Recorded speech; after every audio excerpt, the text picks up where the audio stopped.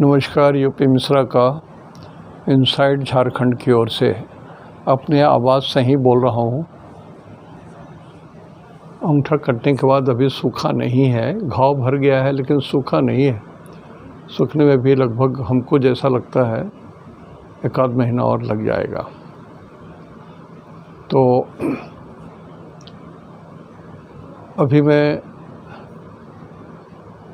Regular नहीं हो पा रहा हूँ किसी कारण, बस 3-4 दिन बीच में भी गैप हो गया।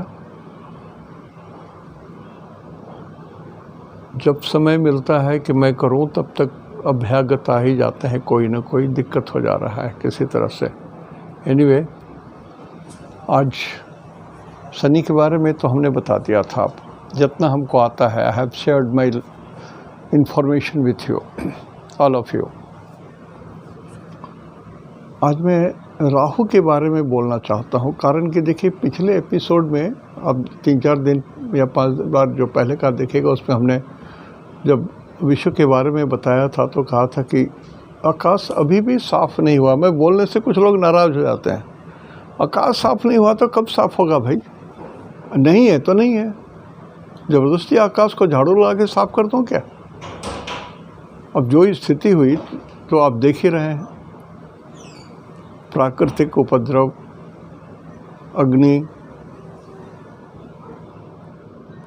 की ज्वाला तो विश्वविख्यात हो गया है युद्ध के कारण, और वैसे भी खड़ी खड़ी गाड़ियों में आग लग रही है। मैं इसके लिए भी कहा था कि एक हथौड़ा लेके चलिए, और जो स्थिति है उसके हिसाब से भूकंप वगैरह के बारे में भी हमने बताया था। सारी चीज़ें तो घट रही हैं, इसलिए बहुत सारी चीज़ों में देखिए, गणित गुना भाग कैसे भी करेंगे तो 2 दूनी 4 ही होगा, 2 2s are 4। लेकिन वो कहाँ पर लग रहा है, किस संदर्भ में उसका उपयोग हो रहा है, ये अलग चीज़ है। तो पंडित जी लोग जो पंचांग में डेट्स वगैरह निकाल देते हैं, ये शादी का दिन है, ये छेका का दिन है, ये तिलक का दिन है, और ये बहुत सारा चीज़ निकाल देते हैं। हाँ, वो तो गणित के हिसाब से निकालते हैं 2 दूनी 4, लेकिन ज्योतिष के हिसाब से नहीं निकालते हैं। कारण कि आप देखेंगे 1-2 महीने के बाद लगभग 6-7 ग्रह बकरी चल रहा है, और अभी भी शनि बकरी है, राहु बकरी है। तो जिस बच्चे की कुंडली वीक है, कमज़ोर है, चाहे वो लड़का हो या लड़की हो, उसके लिए यदि भी शादी विवाह का कुछ आडंबर किया जाए, मैं शब्द आडंबर बोल रहा हूँ। आडंबर ये होता है ना, एस्ट्रोलॉजिकल कंसिडरेशन नहीं होता है। कंसिडरेशन होता है माता पिता का, कंसिडरेशन होता है समाज का, कंसिडरेशन होता है अपने बड़प्पन का, ये आडंबर है। लेकिन गणित तो गणित है, और एस्ट्रोलॉजिकली सारी चीज़ों को सही होना है। अब मान लिया पंडित जी ने एक डेट निकाल दी कि आज का दिन, आज का लगन तो बहुत बढ़िया है, ठीक है, जिसके लिए भी वो लगन हो, मान लिया एक राम है, उसके लिए लगन बहुत बढ़िया हुआ और उसका तो धन्य धान्य हो गया। लेकिन उसी दिन, उसी समय, उसी जगह मोहन भी पैदा हुए तो उनके घर में मातम कोई गुजर गया, तो डाटा कैसा रहा, किसके लिए शुभ किसके लिए अशुभ? कारण कि कुंडली यदि पूरा मिलाया जाता, नवांश पूरा मिलाए, लग्न के बाद भी नवांश देखा जाता, नक्षत्र सिद्धांत देखा जाता, और आयु वगैरह की गणना की जाती, तो रुक जाता। मोहन जी को ईश्वर के पास जाना नहीं पड़ता। तो ऐसी बात होती है कि आकाश अभी भी साफ नहीं है, नहीं साफ है तो अभी भी साफ नहीं है। थोड़ा धीरज रखें, ये नवंबर तक तो कुछ नहीं है। नवंबर तक यदि आप सही कहिए तो जिसकी कुंडली में 2-4 ग्रह उच्च के हों, स्वग्रही हों, तो उनकी बात थोड़ी अलग होगी। बाकी लोगों के लिए तो मुश्किल हो जाएगा। तो एनीवे, मेरे शब्द बहुतों को बहुत कटु लगते हैं, लेकिन हकीकत है तो देख रहे हैं। भूकंप हुआ तो हजारों से ऊपर लोग मर गए अफगानिस्तान में। North west from India, that is धनुराशि। इंडिया से धनुराशि नॉर्थ वेस्ट होता है, and it touched Iran, Pakistan, Delhi to some extent. तो क्या कहिएगा, दिन अच्छे हैं, समय बढ़िया है, आकाश साफ है। मैं इतना बोलता हूँ ना, बोलते बोलते मैं खुद उत्तेजित हो जाता हूँ। मैं चाहता हूँ कि लोग गलती ना करें। अरे आपका बच्चा है, आपका बेटा है, आपका बेटी है, आपके भाई हैं, आपके मामा हैं, आपकी मामी है, क्या करने जा रहे हो यार? यदि कुंडली में अधियोग बना हुआ है, राजयोग बने हुए हैं, ऐसे ऐसे योग बने हुए हैं कि बहुत सारी चीज़ कट जा सकती हैं। मैं कट नहीं जा सकते, जो थोड़ा बहुत न्यूट्रलाइज हो सकता है तब तो उनकी बात अलग है। So it has to be examined astrologically. All the dates selected in Panchang has to be confirmed as per the astrological design, astrological norms. आज मैं राहु के बारे में बोलने जा रहा हूँ। परिचय दे रहा हूँ राहु का। राहु है क्या? नवग्रह में राहु है, राहु और केतु। तो सूरज दिखते हैं, चंद्रमा दिखते हैं, मंगल दिखते हैं, बुध दिखते हैं, शुक्र दिखते हैं, गुरु दिखते हैं, शनि दिखते हैं। राहु आकाश में कोई दिखा दे तो, केतु आकाश में कोई दिखा दे तो, दो ग्रह तो है ही नहीं, दिखते ही नहीं है, कोई एग्जिस्टेंस नहीं है, कोई मास नहीं है, कोई बॉडी नहीं है। लेकिन ग्रेटनेस ऑफ ऋषिस, इतने विद्वान, उन लोगों ने जो इंटरसेक्शन पॉइंट है उसको राहु और केतु मान करके उसको ग्रह के श्रेणी में दिया। Imagine the brain, imagine the capacity of the rishis, जो ग्रहों से भी बहुत बली है। अकेला राहु से सूरज डरते हैं सूरज ग्रहण, चंद्रमा डरते हैं चंद्र ग्रहण। गुरु के साथ राहु हो तो गुरु चंडाल योग बन गया। शुक्र के साथ राहु हो तो आपका विवाह की ऐसी तैसी। मंगल के साथ राहु हो तो मुकदमे वगैरह के कारण चलिए परेशान हैं आप, पुलिस केस झंझट एवं प्रकारेण। तो जो ग्रह नहीं है उसको तो भगवान ने गिनती में लाया, ग्रह बनाया। जो यूरेनस हैं, जो यम हैं, प्लूटो हैं, इसको जो एक्चुअल ग्रह है ईश्वर ऋषियों ने इसको जातक में नहीं लिया, हॉरोस्कोप में नहीं लिया, मनुष्य के लिए हॉरोस्कोप में नहीं लिया, इसलिए कि इतने दूर हैं ये सारे ग्रह कि उनकी किरणें धरती पर आने में 100 साल, 50 साल, 32 साल ऐसे लगता है। तो कब का किरण निकला हुआ, कब आपके शरीर में प्रवेश किया और कब इसका रिजल्ट होगा, वेरी डिफ़िकल्ट। तो सबसे तेज चलने वाले ग्रह जो है वो चंद्रमा है। इसलिए चंद्रमा को आधार मान करके गोचर वगैरह देखा जाता है। चंद्रमा का नक्षत्र यूनिट नक्षत्र होता है। Your life starts from that नक्षत्र। जैसे वर्षा आद्रा नक्षत्र से शुरू होता है। सूरज भगवान जब आद्रा में आए तो बरसात शुरू हुआ, और जब स्वाति में जाएंगे तो बरसात बंद होगा। ऋषि माने ये जो हम लोगों का जो 6 ऋतुएं होती हैं, इस 6 ऋतु को ये ग्रह ही संचालित करते हैं।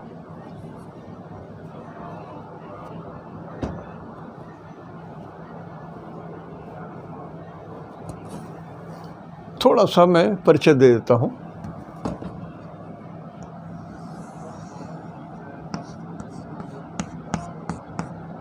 ये सूरज है। सूरज के चारों ओर ये पृथ्वी घूम रहे हैं। सूरज के चारों ओर पृथ्वी घूम रहे हैं, ऐसे इस तरह से घूम रहे हैं, इस पाथ पर घूम रहे हैं।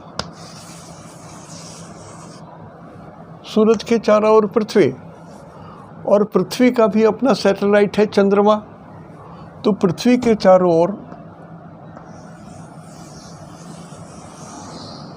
चंद्रमा घूम रहा है, ये भी ऐसे चल रहा है। तो क्या हो रहा है? ये एक पॉइंट बाई सेक्शन है, इंटरसेक्शन है। यहाँ पर एक यहाँ इंटरसेक्शन हो गया। ये इमेजिनरी है। कोई आकाश में सूरज के चारों ओर पृथ्वी चलते हैं तो आकाश में कोई लाइन नहीं आता है, इमेजिनेशन है ये।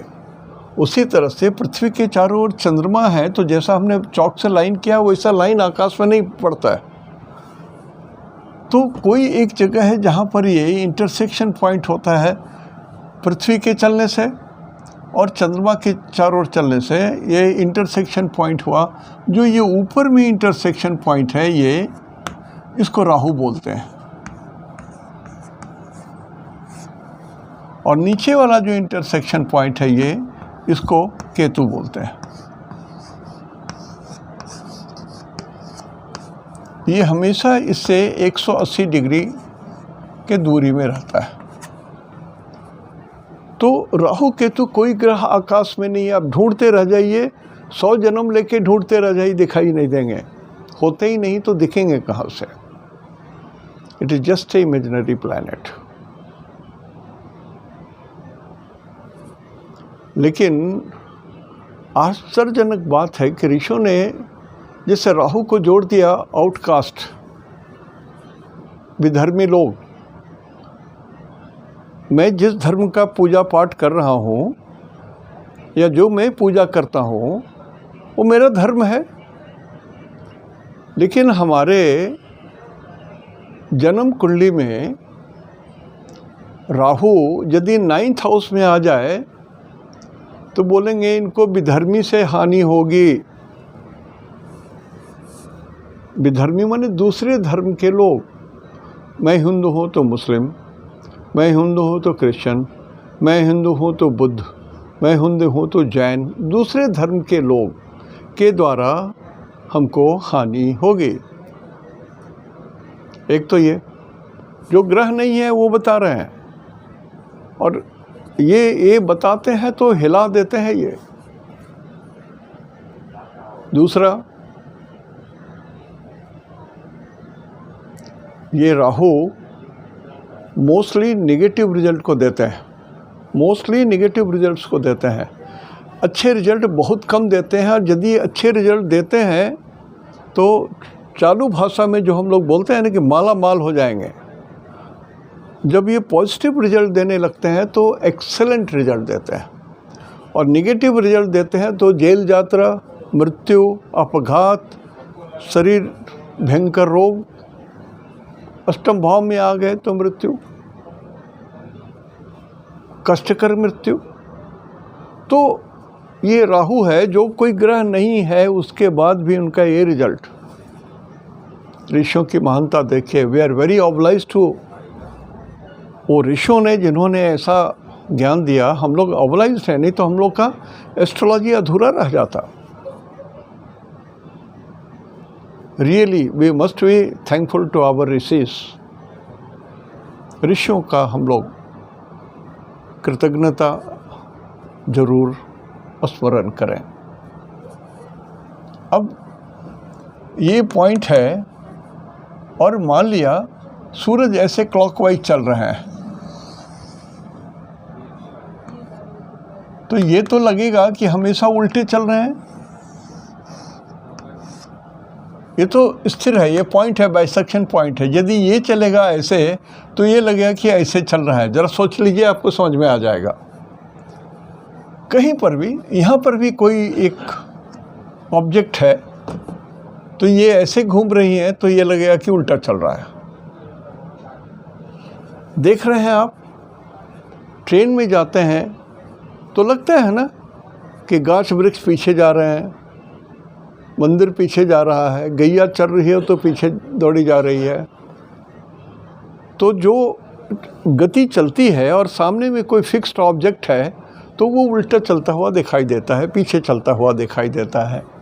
तो ये जो इंटरसेक्शन पॉइंट राहु है, ये हमेशा रेट्रोगेट उल्टा चलता है।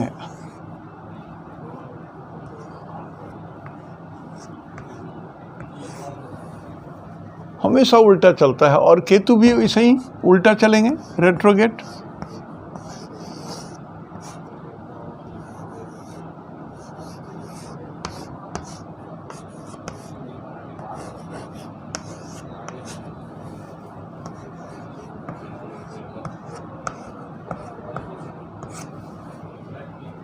तो ये एक बेसिक कंसेप्ट समझ लीजिए कि राहु उल्टा चलता ही है। वो चलते उलते नहीं है, वो तो अपने जगह में स्थिर है। That point is fixed. चलता कौन है? पृथ्वी, जिसको हम सूरज लिखे हुए हैं कुंडली में, वो सही में पृथ्वी है, अर्थ। It is earth. कारण सूरज तो फिक्स्ड है, सूरज के चारों ओर सारे ग्रह चलते हैं और हम लोग कुंडली में सूरज को चला रहे हैं। सूरज इस घर में गए, इस महीने में इस घर में आए, अभी 3 में आ गए, फिर चले जाएंगे एक महीने के बाद 4 में। सूरज चलते उलते नहीं है बॉस, पृथ्वी चलते हैं। हम लोग को पृथ्वी चलता है तो हम लोग को लगता है कि सूरज चल रहा है। तो जो चीज़ यहाँ पर लिखा हुआ है पृथ्वी, एक्चुअली ये हम लोग कुंडली में लिखते हैं। कुंडली में हम लोग लिख रहे हैं इसको सूरज।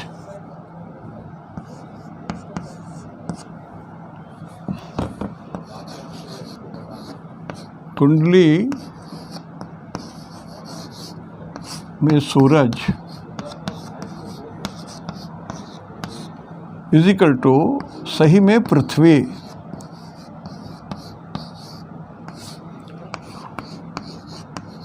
ट्रू पृथ्वी है।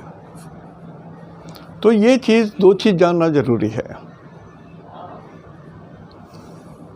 राहु कोई ग्रह नहीं, कोई पिंड नहीं, कोई वेट नहीं, कुछ नहीं है।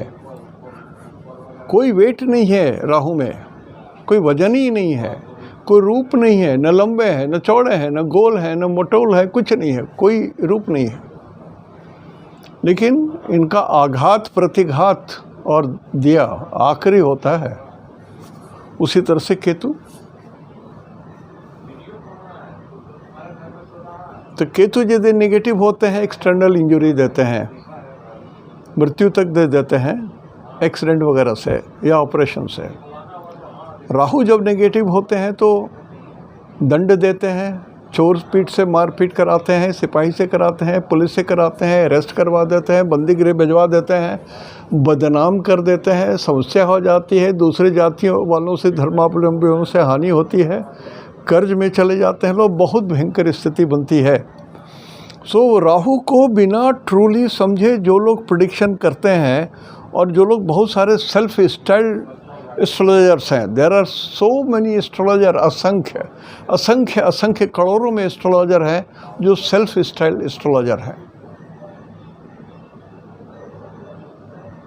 मैंने कपड़ा पहना हो ना, पीले रंग का है, यहाँ चंदन लगा लो, एक लाल बस्ता हाथ में ले लो और 2 चम्मच हमारा पीछे पीछे घूमे, वो भी लाल कपड़ा पहन करके। कौन जा रहे हैं? एस्ट्रोलॉजर साहब जा रहे हैं। ज्ञान क्या है? एक किताब, ज्ञान किताब है। एक किताब पंचांग का पढ़ लिया, 4 पन्ने। तो ये लोग सही में एस्ट्रोलॉजर नहीं है, ये लोग दुख के कारक हैं। इस सृष्टि में जो भगवान ने सुख दिया है उसको पलटने वाले लोग हैं लोग। ठीक है, कोई बात नहीं है, इनको तो अपनी सजा भगवान देंगे ही। So called self styled commanders and astrologers.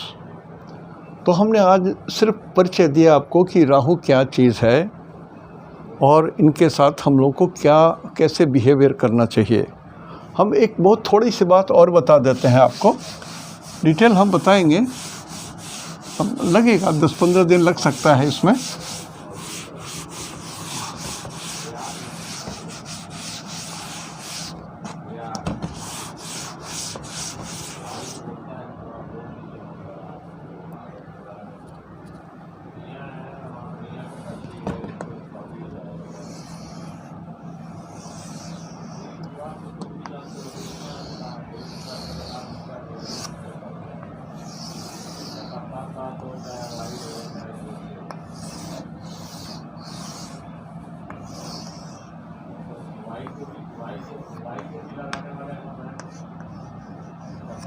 ये लगन है, लगन में यदि किसी का राहु रहे, एकदम थंब रूल बोल रहा हूँ, थंब रूल, कुछ और लगा बोला कुछ नहीं बोल रहा, थंब रूल है। तो आपको लागू हो भी सकता है, नहीं भी हो सकता है। इसको समझने के लिए जैसे हमने कंसेप्ट दिया उसी तरफ से बोल रहा हूँ। तो राहु यदि लग्न में हो तो ये हानि करते हैं, हानिकर। नोट करना चाहे तो नोट कर लीजिए जो लोग सीख रहे हैं। हानिकर माने हानि देंगे। यदि यही राहु यहाँ हो सेकंड हाउस में,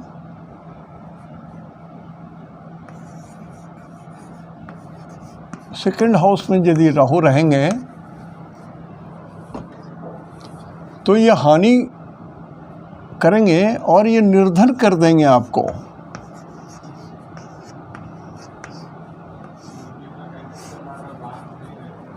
अब जो लोग शेयर सट्टा खेलते हैं और सेकंड हाउस में राहु है तो मान के चलिए कि आप तो डूब जाएंगे।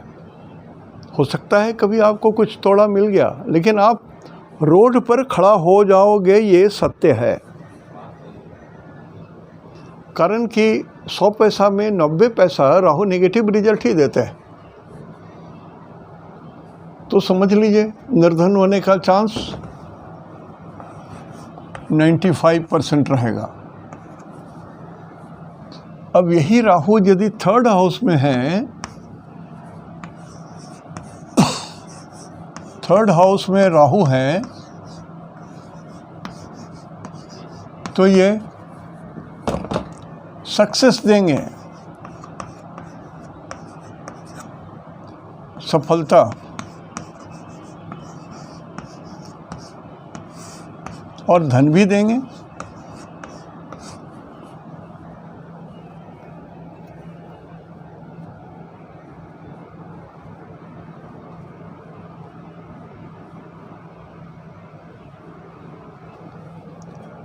अब यहीं पर राहु आ गए, यहाँ नहीं है, यहाँ नहीं है। राहु आपके लगन से चौथे है, तो चौथे में लगन है, फोर्थ हाउस में राहु हैं, तो ये वैर कराते हैं। वैर माने एनिमिटी,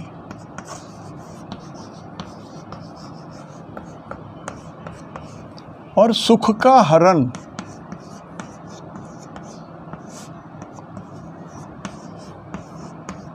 अब ये समझिए फोर्थ हाउस का क्या मतलब होता है? सुख।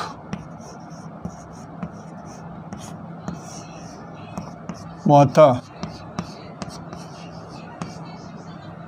फोर्थ हाउस का मतलब होता है कॉलेज।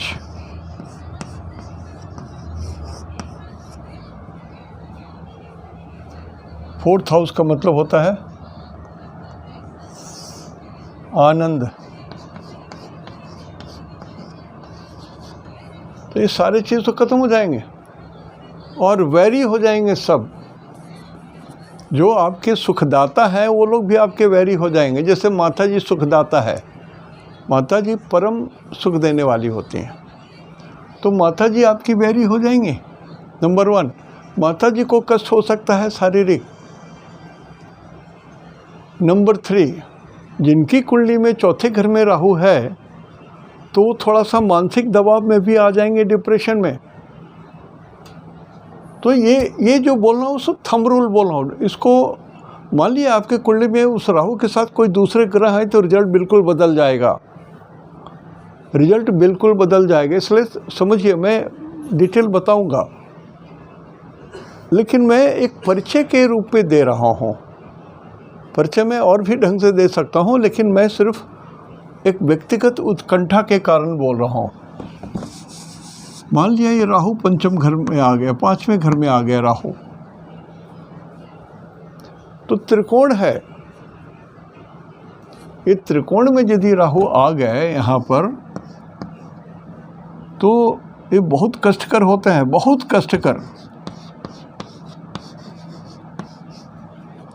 फिर संतान के लिए भी कष्टकर, देर से संतान हो, संतान ना हो, वो भी बात हो जाता है। ये हायर एजुकेशन हुए ये,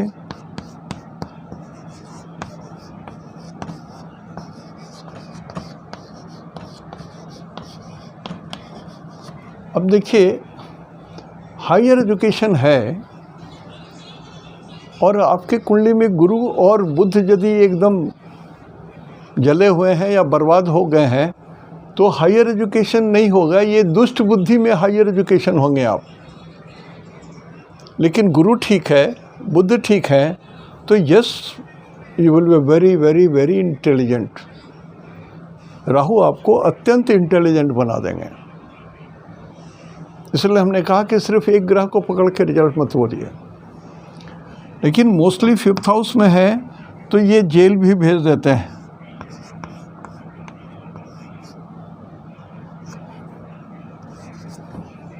ये त्रिकोण है, त्रिकोण में राहु रहते हैं तो हमने अक्सरहा देखा है, पुस्तकों में भी देखा है और ग्रंथों में भी हमने देखा है, उसमें लिखा हुआ है जेल यात्रा। और पेट में गैस उत्पन्न करता है, बीमारी में गैस देते हैं पेट में, ऐसे रोग देते हैं पेट में जो इन्फेक्शन के जरिए होता है। इसमें इन्फेक्शन भी है।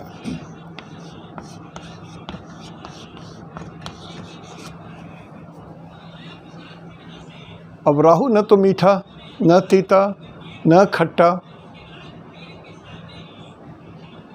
विचित्र तरह का इनका स्वाद होता है। और पेट में गए तो आप लोभवश यदि भोजन करते हैं तो आपको बीमारी इन्फेक्शन के जरिए हो जाएगा। आपका किचन साफ सुथरा नहीं है तो इन्फेक्शन के जरिए रोग हो जाएगा आपका। आपके खाने के बर्तन यूटेंसिल्स गंदे हैं तो भी आपको रोग हो जाएगा। ये राहु देंगे। राहु का सिंपल मतलब होता है इन्फेक्शन। अब यही राहु यदि आपके 6ठे घर में है, यहाँ नहीं है, यहाँ है, इस घर में है राहु,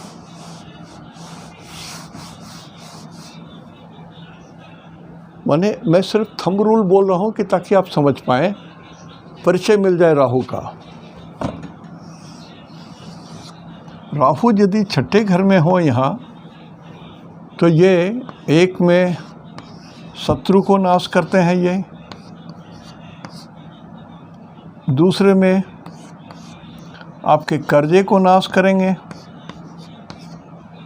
तीसरे में आपके रोग को कम करेंगे, रोग का नाश करेंगे या कम कर देंगे, जो समझ लीजिए। यही राहु यदि 6ठे घर में पॉजिटिव है, पॉजिटिव राहु, तो बहुत धन दे सकते हैं, बहुत धन, सफलता।